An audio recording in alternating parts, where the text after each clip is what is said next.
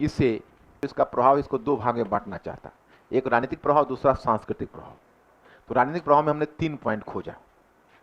एक पॉइंट तो सीधा हो गया कि संयुक्त अमीर वर्ग का निर्माण होगा तो राजनीतिक प्रभाव होगा।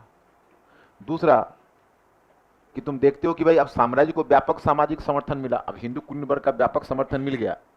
प्रकारांतर से पॉइंट नंबर 3 भी 2 से ही जुड़ा हुआ है कि वह हिंदू कुलीन वर्ग जो कभी साम्राज्य का शत्रु हुआ करता था, याद करो बर्नी ने उनके लिए, हिंदू कुलीन वर्ग के लिए कैसा आक्रोश व्यक्त किया, हमेशा हिंदू हिंदू हिंदू लिखता रहता है कि हिंदू ने ये किया, हिंदू ने वो किया। और वही जो बर्नी का जो दृष्टिकोण है वह कुछ और है, जो कहीं ना कहीं हिंदू कुलीन वर्ग की शत्रुतापूर्ण व्यवहार को बताता है। और वही शत्रु अब अभिन्न मित्र के रूप में तब्दील हो गए, और इस कारण भविष्य में मुगल साम्राज्य का प्रसार संभव हुआ। तो मुझे लगता है ये तीनों पॉइंट तुम लोग समझ गए होंगे, कोई दिक्कत नहीं। अब नीचे ब्रेक देकर लिखिए सांस्कृतिक प्रभाव। लेकिन जब राजपूतों के साथ अकबर की निकटता स्थापित हुई, राजपूत महिलाएं मुगल हरम में गईं, तो फिर मतलब हिंदू संस्कृति और इस्लामी संस्कृति के बीच, यानी आप कह सकते हो कि सांस्कृतिक विश्व, या ये कह सकते हो कि सांस्कृतिक मतलब संस्कृत का, और पर्शियनेट वर्ल्ड जिसको कहते हो फारसी संस्कृति, इन दोनों के बीच बेहतर संवाद स्थापित हुआ।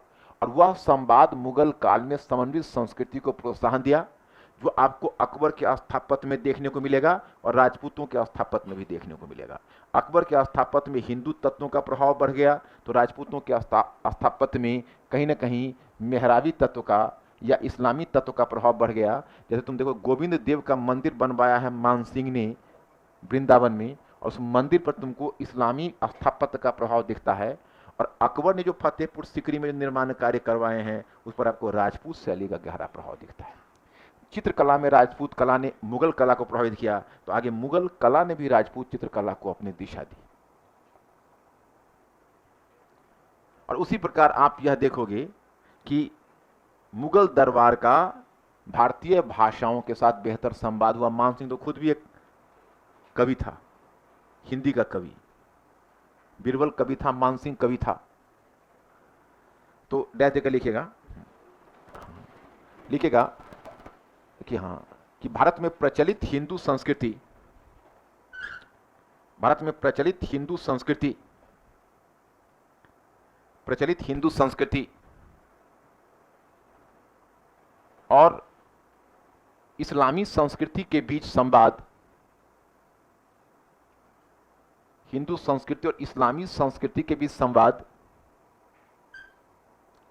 संवाद पहले से ही चला आ रहा था।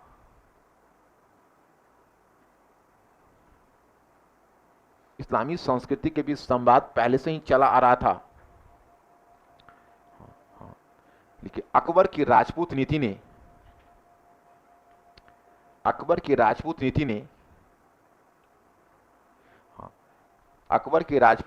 इस संवाद को और भी तीव्रता प्रदान कर दी।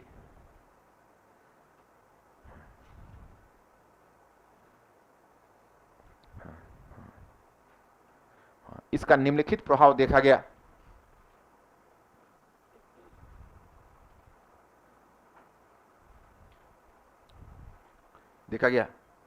डैश देकर पॉइंट फर्स्ट लिखिए। पॉइंट फर्स्ट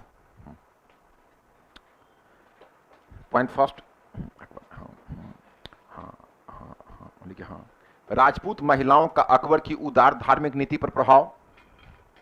राजपूत महिलाओं का अकबर की उदार धार्मिक नीति पर प्रभाव। राजपूत महिलाओं का अकबर की उदार धार्मिक नीति पर प्रभाव।